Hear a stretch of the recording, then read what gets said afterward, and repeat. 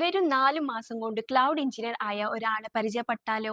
നമ്മുടെ അക്കാഡമിയിലെ cloud computing student Joseph George course complete ആവുന്നതിന് മുൻപ് 4.48 LPA പാക്കേജോടുകൂടി കാനഡ ബേസ്ഡ് ഫിൻടെക് കമ്പനിയായ സാഫിനിൽ പ്ലേസ് ആയിട്ടുണ്ട്. നമുക്ക് ആളൊന്ന് പരിചയപ്പെട്ടാലോ? Hi Joseph, how are you? Fine. Okay, how do you feeling right now? ഒരു ഹാപ്പി. പുതിയൊരു ജോബ് ഒക്കെ കിട്ടിയതാണല്ലോ, അപ്പോൾ നിങ്ങളൊരു ഫീലിംഗ് എങ്ങനെയാണ് ഉള്ളത്? ഹാപ്പിയാണ്, വളരെ ഹാപ്പിയാണ്. ഓക്കെ. അപ്പോ ഈ ഒരു സംഭവം നിങ്ങൾ പേരൻസിന്റെ മുമ്പിൽ പറയുമ്പോൾ അവരുടെ റിയാക്ഷൻ എങ്ങനെ ഉണ്ടായിരുന്നു? അവരും ഹാപ്പി ആയിരുന്നു. കാരണം കുറേ ആയി ട്രൈ ചെയ്യുന്നു. അപ്പോൾ അവരും ഇങ്ങനെ നോക്കിക്കൊണ്ട് നിൽക്കായിരുന്നു ഇപ്പം കിട്ടും എന്നുള്ള ഒരു ഇതിൽ. അപ്പോൾ അവർ ഭയങ്കര ഹാപ്പി ആയിരുന്നു. ഓക്കെ, ബിക്കോസ് നിങ്ങളിപ്പോൾ ക്ലൗഡ് കമ്പ്യൂട്ടിംഗ് ജോയിൻ ചെയ്തിട്ട് ആകെ 4 മാസം ആയിട്ടേ ഉള്ളൂ.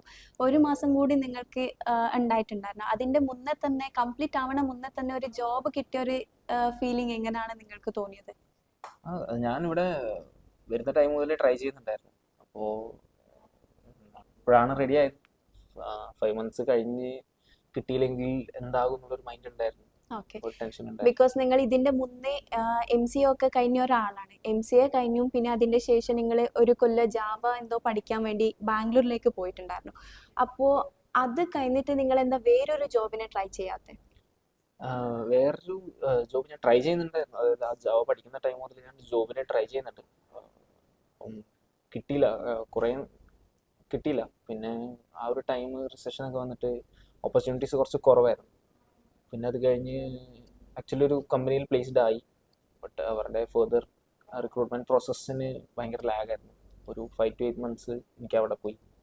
പിന്നെ അങ്ങനെ വെയിറ്റ് ചെയ്യാൻ പറ്റാത്തൊരു സാഹചര്യം വന്നു.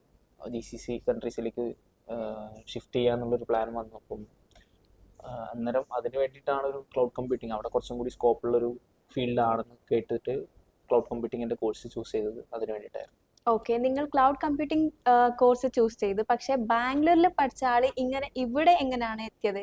അതായത് കാലിക്കറ്റ് ബാംഗ്ലൂർ വളരെ ഡിഫറെന്റ് ആണല്ലോ. ബാംഗ്ലൂരിൽ പഠിച്ച് പിന്നെ അവിടെ ഒന്നും കോഴ്സ് കണ്ടിന്യൂ ചെയ്യാതെ നിങ്ങൾ എന്തിനാ ഇവിടെ വന്നിട്ട് ജോയിൻ ചെയ്തത്? ബാംഗ്ലൂരിലേക്ക് തിരിച്ചു പോകാൻ ഒരു കുറച്ച് താല്പര്യക്കുറവുണ്ടായിരുന്നു. അപ്പോൾ പിന്നെ ഞാൻ വിചാരിച്ചു അങ്ങനെയാണ് കേരളത്തിൽ തന്നെ ഒന്ന് ട്രൈ ചെയ്യാം. കാരണം കേരളത്തിൽ ഇന്ന് കുറേ ഇൻസ്റ്റിറ്റ്യൂട്ട്സും കാര്യങ്ങളൊക്കെ ഉണ്ട് ഇപ്പോൾ. അപ്പോൾ അങ്ങനെ കേരളത്തിൽ ഇൻസ്റ്റിറ്റ്യൂട്ട്സ് സെർച്ച് ചെയ്തു. അപ്പം ഞാൻ നോക്കിക്കൊണ്ടിരുന്ന സിലബസ് എന്ന് പറയുന്നത് ക്ലൗഡിൻ്റെ പ്ലാറ്റ്ഫോംസ്, അതായത് AWS Azure, പിന്നെ അതിൻ്റെ കൂടെ ഗൂഗിൾ വർക്ക് സ്പേസും മൈക്രോസോഫ്റ്റ് 365 അഡ്മിനിസ്ട്രേഷനും കൂടി ഞാൻ നോക്കിയിട്ടുണ്ടായിരുന്നു. അപ്പം അത് 4 മാച്ച് ആയത് ഇവിടെയാണ്. ഇവിടെ അത് 4 പ്രൊവൈഡ് ചെയ്യുന്നുണ്ട് എന്ന് കണ്ടു. സാറിനെ വിളിച്ചു. സാറ് പറഞ്ഞു 4 കൂടി ഉണ്ട്, കോഴ്സ് കൂടി ഉണ്ടെന്ന് പറഞ്ഞു.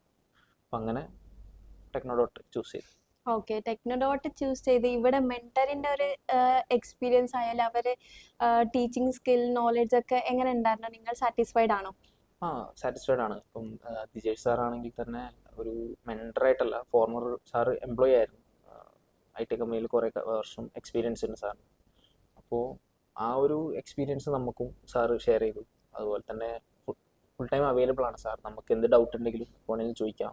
പിന്നെ അതുപോലെ എന്തൊക്കെ ഓപ്പർച്യൂണിറ്റീസ് ഉണ്ട് അത് മൊത്തം, അതായത് ഇവിടുത്തെ റിസോഴ്സസ് ഫുള്ള് നമുക്ക് യൂട്ടിലൈസ് ചെയ്യാൻ പറ്റുമെന്നുള്ളൊരു മോട്ടിവേഷൻ സാർ എപ്പോഴും തന്നുകൊണ്ട് നിന്നിട്ടുണ്ട്. പിന്നെ അത് തന്നെയാണ് ഭയങ്കരമായിട്ട്, അതായത് നമുക്ക് ഒരു എക്സ്പോഷർ നമുക്ക് ഇവിടുന്ന് നമുക്ക് സ്വന്തമായിട്ട് നേടിയെടുക്കാൻ പറ്റും.